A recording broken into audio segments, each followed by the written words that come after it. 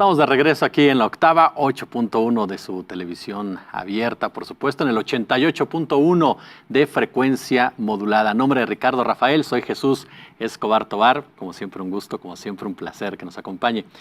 ¿Qué tan racistas somos los mexicanos? ¿Qué tanto nos asumimos como racistas? ¿Cómo afecta el racismo el desarrollo de este país? Toda la vida, toda nuestra historia hemos sido racistas, nos cuesta trabajo asumirlo. Se encuentra con nosotros y de verdad le agradezco muchísimo al doctor Patricio Solís, profesor investigador del Centro de Estudios Sociológicos del Colegio de México, que se encuentra esta tarde aquí en la octava. Patricio, ¿cómo estás? Muy buenas tardes. Buenas tardes, gracias por la invitación. Gracias a ti por acompañarnos. Hace unos días platicaba con un amigo que me decía, los mexicanos no podemos ser racistas. Y no podemos ser racistas porque somos mestizos. ¿Cómo entendemos el concepto? Te preguntaría de entrada, para iniciar esta charla, el concepto del mestizaje. ¿Qué es el concepto del mestizaje? ¿Realmente eso nos impide ser racistas o nos ha ayudado a justificar nuestro racismo? Mira, a diferencia de lo que ocurre en otros países, nuestro más cercano referente de Estados Unidos, en donde el racismo se construye a partir de una noción de supremacismo blanco, en México históricamente nuestro racismo, nuestra discriminación, se construye a partir de la noción del mestizaje. La idea es una ideología de que somos un país mestizo, un país mestizo es equivalente de ser mexicano, y en donde quedan excluidos de ese conjunto de la mexicanidad que no se integran, y particularmente las personas que pertenecen a pueblos indígenas, a pueblos afromexicanos, que no se integran a este paradigma de integración a través de la mezcla finalmente planteada como una mezcla racial, la mezcla entre blancos e indígenas, entre españoles e indígenas. Entonces, esta noción de mestizaje es una noción que tiene funciones integradoras, por supuesto que ha permitido construir una noción de mexicanidad integradora, pero simultáneamente es excluyente, ¿sí? Porque quienes no se afilian a esta, digamos, identidad construida socialmente como una identidad racial, pues quedan fuera de lo que significa el paradigma de la mexicanidad, ¿verdad? O sea, que es decir, que a final de cuentas es lo que nos confirmaría como un pueblo racista. Pues es una forma de ponerse, digamos, debajo de la mesa nuestro racismo, ¿sí? Es una forma de ocultar o de no afrontar el hecho de que somos una sociedad muy diversa étnicamente, claro.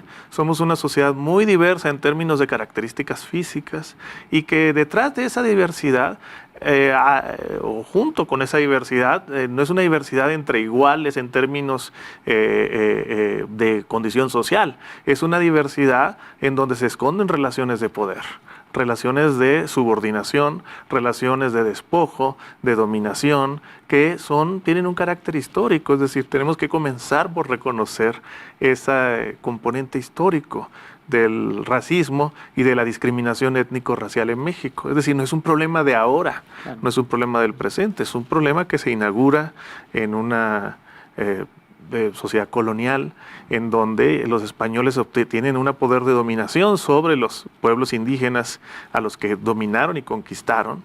Ese poder de dominación implicó explotación económica, despojo territorial, despojos múltiples y una situación de subordinación social.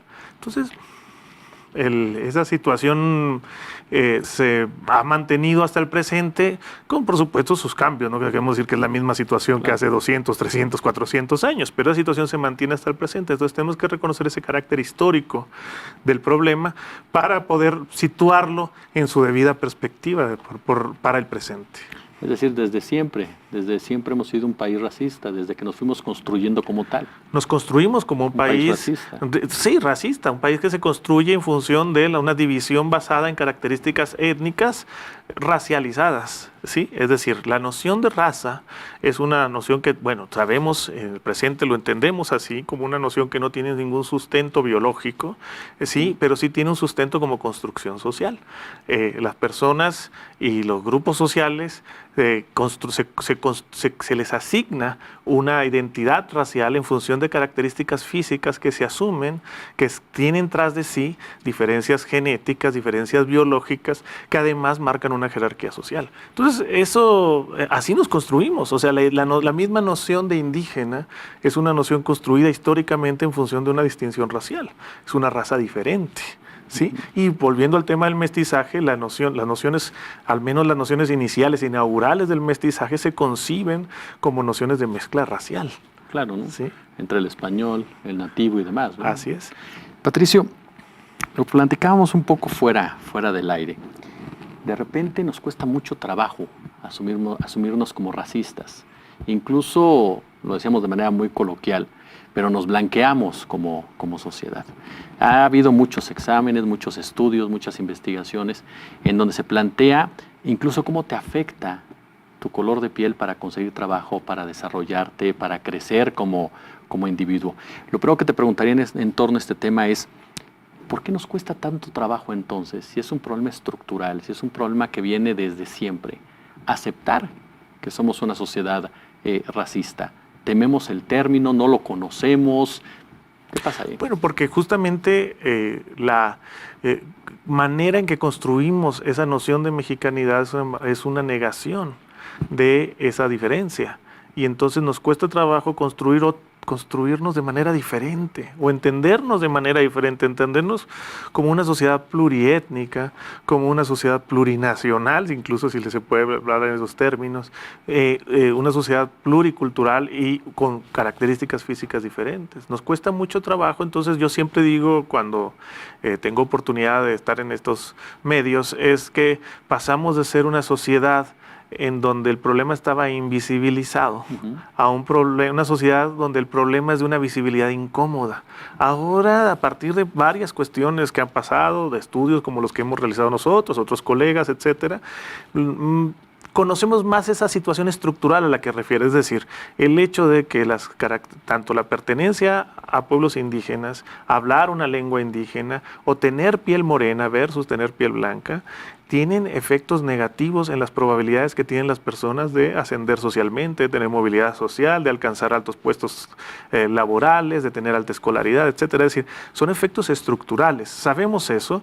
Sabemos también, y esto pues el auditorio lo podrá corroborar, es decir, que existen múltiples ejemplos de prácticas de discriminación asociadas al tono de piel o discriminación hacia personas pertenecientes a pueblos indígenas en diversos ámbitos, en el ámbito del trabajo, de la escuela, etcétera, pero de todas maneras nos sigue costando, digamos, aceptar esa carga, ¿sí?, que representa el hecho de que somos una sociedad que discrimina, una sociedad que sigue sosteniendo ideas racistas fuertemente vinculadas, sobre todo particularmente con la pertenencia indígena, la pertenencia a pueblos indígenas. Porque de repente incluso escuchas a las personas hasta de un poco más edad que te dicen tal persona o hacen tal comentario y dices, oye, eso es racismo. No, no es racismo.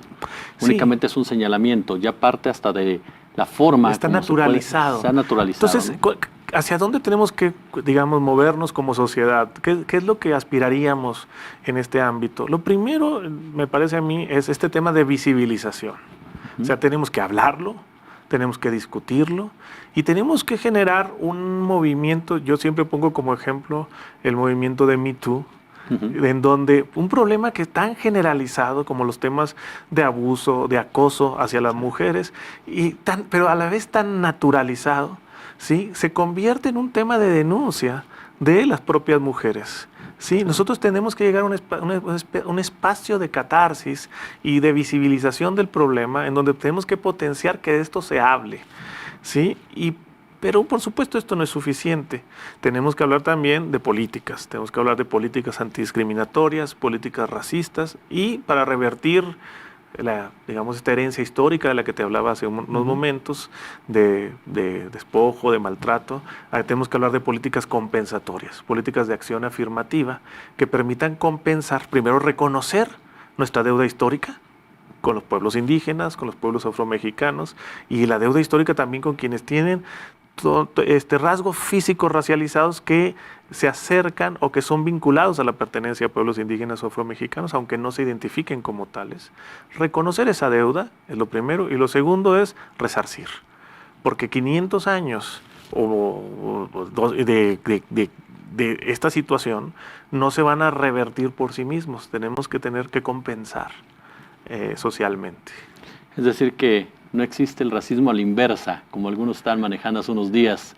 En Twitter se generó todo un debate a raíz de que el presidente de la República, así es, tú lo sabes perfectamente, tú comentaste, hiciste análisis al respecto, cuando habla de resarcir esta deuda con los indígenas, nos topamos de repente con un sector de la población, y tal vez más grave, con un sector de la política, que hablan y dicen el presidente racista por querer favorecer a los indígenas. Así es, pero justamente ahí hay dos o tres, digo, uno puede, como tiene múltiples capas este tema, ¿no? O sea, el primero es el tema del que justo te hablé, del reconocimiento.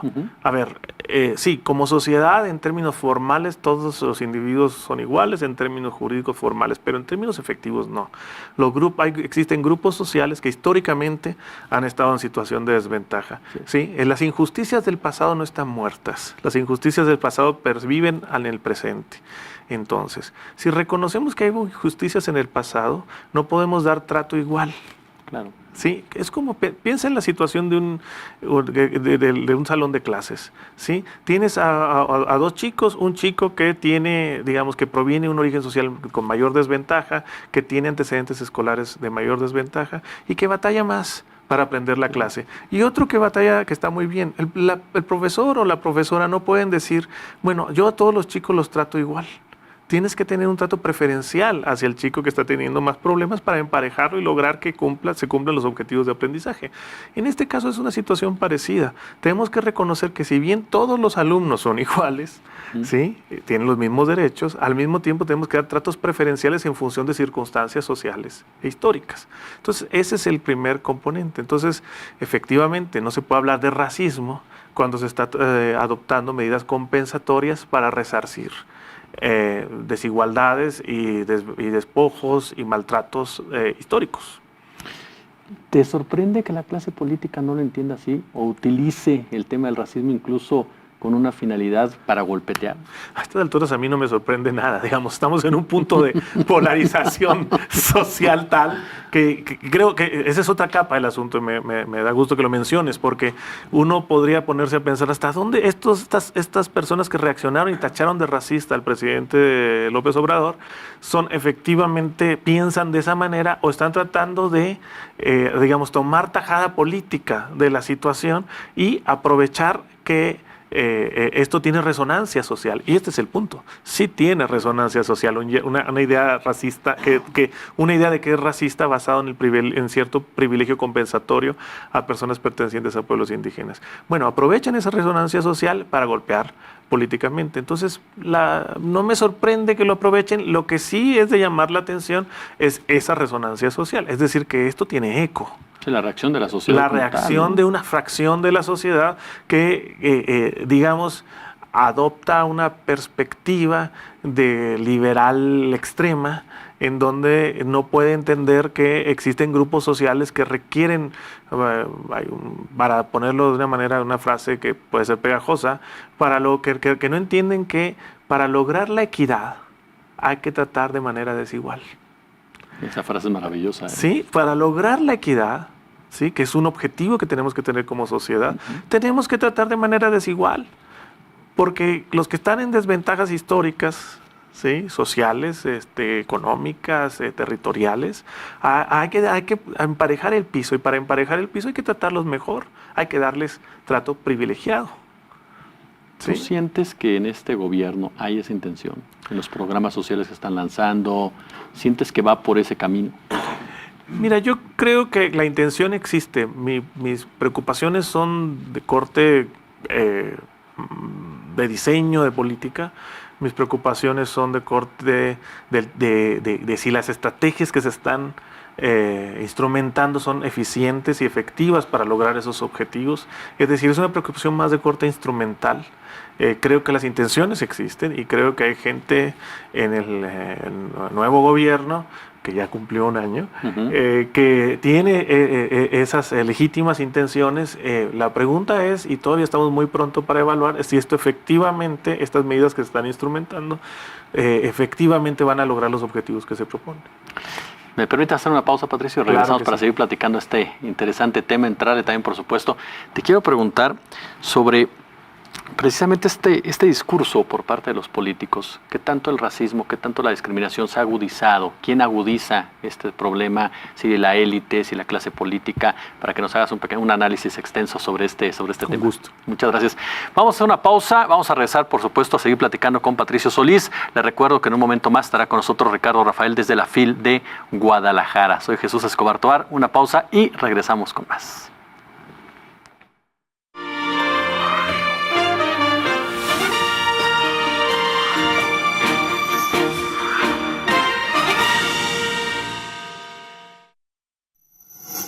Cada noche tenemos un encuentro con muchos aspectos de los artistas, con emociones, con alegrías, con sentimientos. ¿Cómo es la vida íntima de Claudio? ¿Es soltero, casado, viudo, divorciado? Soltero, con novia hace mucho tiempo. ¿Crees en el matrimonio? Sí creo, a pesar de que vengo... ¿Te vas a casar? Posiblemente sí, lo más seguro. Es un espacio íntimo en el cual podemos disfrutar a los artistas tal y como son.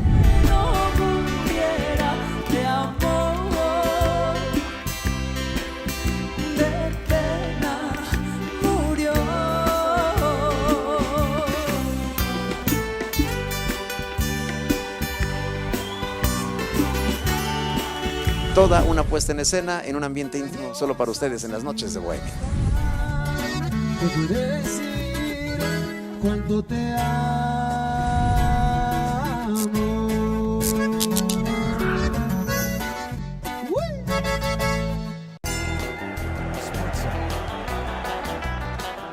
Ellos también son guerreros. No hay problema, Willy. Bienvenidos a Guerreros, un espacio en el cual descubriremos muchos aspectos de nuestros invitados. Con mi papá y con mi mamá y les dije, yo quiero ser artista. Y me dijo mi papá, ¿con H o sin H? Perdón. Donde yo empezaba como conductor de noticieros, hace como 500 canas menos y... Ándale. ¿Eres influencer? Sí. Soy guerrero. Soy guerrera. Soy guerrero. Soy guerrero. Soy guerrera. Ustedes ya saben de quién se trata y si no, lo averiguaremos en su... Doblaremos la apuesta. No te pierdas Guerreros en la octava, aquí en el 8.1. Ya, llegamos, por favor. Lo cité aquí. No se desesperen, por favor. ¿Pero dónde está, gatito? Ya es bien tarde. El lugar es el indicado. Bueno, esta pirotecnia mandé echar justamente para este gran lanzamiento. ¿Pero a qué hora lo citaste? Ya queremos ir rápidamente. No sean desesperados. Valdrá la pena la espera, Alex, te lo prometo. Nos la vamos a pasar muy bien arriba del antrobús.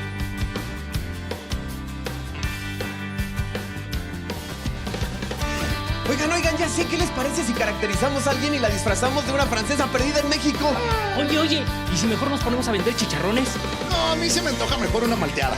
No, gato, deja de pensar en comida, siempre es comida. Mejor vamos a bailar el vals con una quinceañera. No, mejor vamos a tomar un café con mi amigo el luchador, ¿no? No, yo insisto mejor en la comida y nos lo llevamos a comer algo bien rico. Vamos a traer cantantes, grupos, músicos, actores, actrices, luchadores, deportistas, hasta locutores y cineastas. Vamos a traer todo por el 8.1 en la octava. ¿Qué tal? Los saluda el comandante Hernández. Esto es REC, Reporteros Ciudadanos de los Supercívicos. Este es un programa de televisión que no debería de ser de televisión, porque prácticamente todo el contenido que sale de aquí está hecho en celulares. Cuéntanos su historia y nosotros nos vamos a encargar de hacerlos famosos. El rebote que está ahí, los policías me dijeron que ya tiene reportada la alcaldía. Su banqueta está muy resbalosa, entonces le vamos a poner estas lijas para que la gente no se vaya a romper la madre. ¿no? Porque su Barbie, Ejército de Oriente, siempre está lleno de caca. Ese Ejército de Oriente ya había reportado que aquí se inunda seguido. Aquí no hay cámaras, ni micrófonos, ni maquillaje, sino simplemente historias reales de gente real que busca solucionar problemáticas de su comunidad. El día de hoy vamos a buscar esas banquetas que han sido invadidas por la gandallitis y vamos a tratar de buscarles un remedio para curarlas.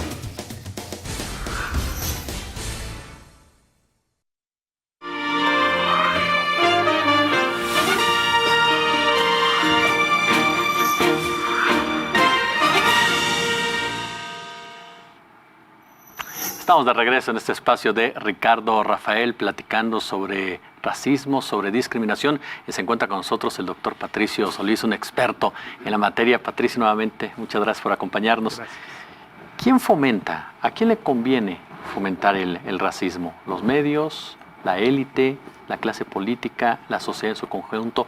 ¿Quién es el principal promotor? ¿Quién es el principal punto para fomentar ese problema? Mira, lo que se debe entender en primera instancia es que detrás, o sea, si uno entiende el racismo como una ideología, la pregunta es ¿a qué orden social esta ideología sostiene? Claro. ¿Sí? Entonces, es un orden social de privilegios para unos y de despojos y de situaciones de carencia para otros. Entonces, el hecho de que, o sea, me preguntabas antes por qué nos cuesta tanto trabajo. Bueno, también nos cuesta mucho trabajo porque, digamos, introyectamos este orden social, ¿sí? Este orden social de relaciones desiguales de poder, en donde siempre intentamos colocarnos encima del otro. Y una estrategia de colocarse encima del otro es ejercer, digamos, este racismo con prácticas discriminatorias. Entonces, ¿a quién le conviene mantener esto? Bueno, si queremos mantener este orden social, a quien le conviene es a quien tiene privilegio. Claro. ¿Sí? ¿Quiénes son quienes tienen que? Bueno, hay una élite mestiza, hay una élite blanca, a quien, por supuesto, les cuesta trabajo aceptar que una parte de esa posición de élite, de esa posición de privilegio, se asocia a esta discriminación, a este racismo y a estas prácticas históricas que se siguen reproduciendo en el presente. Entonces tenemos que entender que a transformar esto es transformar también este orden social, ¿sí? De modo que uno diría que en la medida en que nos movamos o transitemos a una sociedad que es más igualitaria, a una sociedad que es menos tolerante a estas desigualdades, pues inevitablemente se exacerbarán, se crecerán las tensiones sociales asociadas a lo mismo. Es un poco el tema de género es parecido en este sentido. Sí. Es decir, en la medida en que ese orden social no es cuestionado, ¿sí? El orden social de las relaciones de dominación masculina. En tanto ese orden social no es cuestionado, digamos, la situación fluye sin mayor problema, pero es una situación de dominación consolidada. Bueno, lo mismo es acá. Esa situación de dominación consolidada, en cuanto se empieza a cuestionar, surge la tensión, la resistencia, etc. Entonces yo pienso que, por eso hablaba otra vez, invisibilidad a visibilidad incómoda. ¿De dónde viene esa incomodidad? Pues viene de esto. Y viene de que, pues aquí estamos dos hombres blancos hablando sobre el tema, ¿sí? Y viene de que donde estamos hablando sobre el tema es acá, de este lado, del lado de los que tenemos voz. ¿Y quiénes somos los que tenemos voz? Pues los que formamos parte también de estas élites. O sea, el punto es, en la medida en que surjan movimientos de resistencia que también vengan desde abajo, pues la situación se va a hacer más complicada. Entonces la pregunta es cómo como sociedad podemos confrontar, o más bien podemos resolver estas tensiones crecientes que seguirán apareciendo sin llegar a situaciones de estallido social, sin llegar a situaciones de franca violencia, ¿sí? Porque este problema, el problema de la creciente resistencia al racismo, a la discriminación, al despojo hacia los pueblos indígenas, etcétera, llegó aquí para quedarse. El problema permanecerá y crecerá, y quizás con un gobierno que se plantea mayor justicia social, mayor equidad, etcétera, sea un espacio en donde las contradicciones que esto generen mayor desacuerdo y problemas de resistencia de estas élites. Entonces tenemos que ver y tenemos que encontrar la solución, pero para hacerlo tenemos que hablar y discutirlo. Creo que eso es lo que... exponerlo. Exacto. Es un problema para los políticos. Les interesa, lo mencionábamos en el corte, realmente les interesa. Porque estamos hablando de un tema que, como bien lo señalas, es estructural, tiene toda la vida. Hemos pasado del PAN, del PRI, en los diferentes municipios han gobernado todos. En estados como Chiapas, como Oaxaca, han estado presentes los partidos políticos. Y nos topamos con que Oaxaca, como que Chiapas, otras entidades con una fuerte población indígena, son de los más rezagados. ¿Realmente le interesa o es un problema prioritario para la agenda política? Mira, creo que esto es un asunto en movimiento. Hace 2 décadas, la posición oficial del gobierno mexicano ante organismos internacionales que le solicitaban, Naciones Unidas, etcétera, informes sobre el racismo en México, la posición oficial del gobierno mexicano era la que nos aprendimos en la primaria y es: en México no hay racismo. ¿Sí?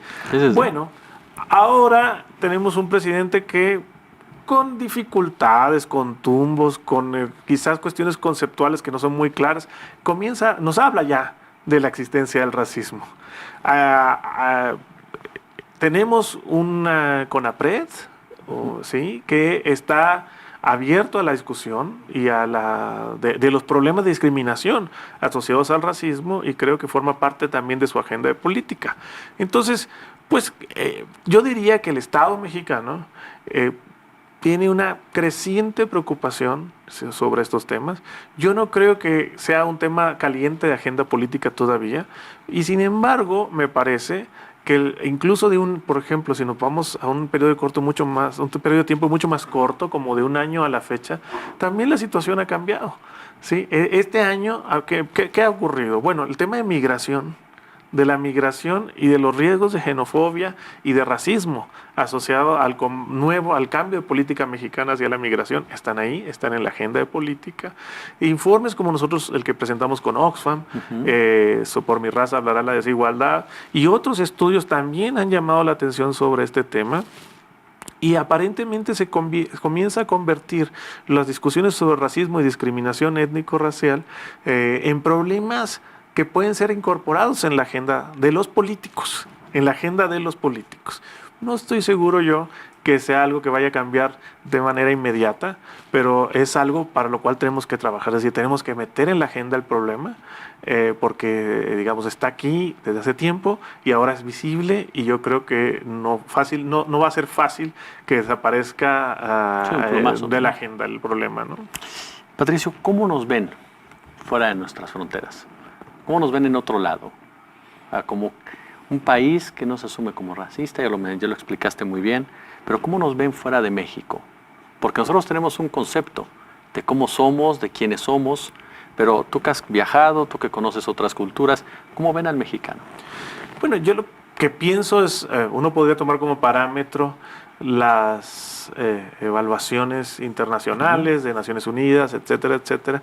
Y hay una situación que es interesante con México, porque hay una paradoja.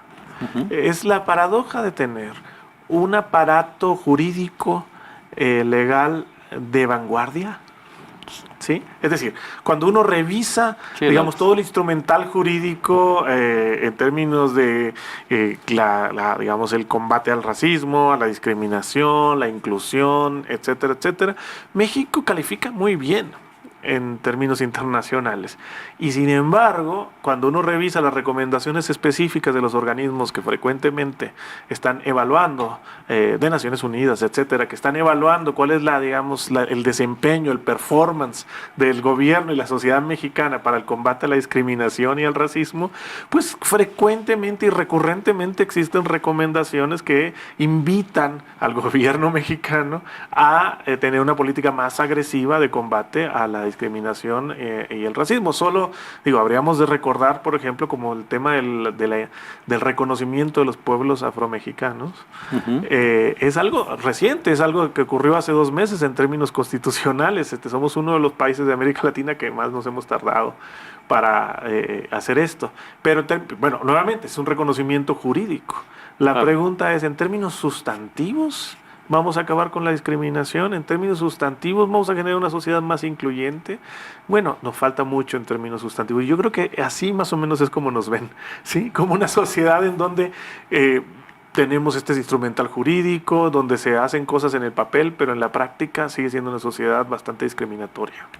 Doctor Patricio Solís, profesor investigador del Centro de Estudios Sociológicos del Colegio de México. De verdad, Patricio, ha sido un placer recibirte, escucharte y aprender tus comentarios. Muchas gracias por estar con nosotros. No, hombre, muchas gracias a ti y saludos. Gracias. Vamos a hacer una pausa, no se vaya, regresamos para seguir platicando aquí en este espacio de 3 a 5 de Ricardo Rafael, que le reitero, un poco más adelante estará platicando con el maestro Juan Villoro. Después de una pausa, vamos a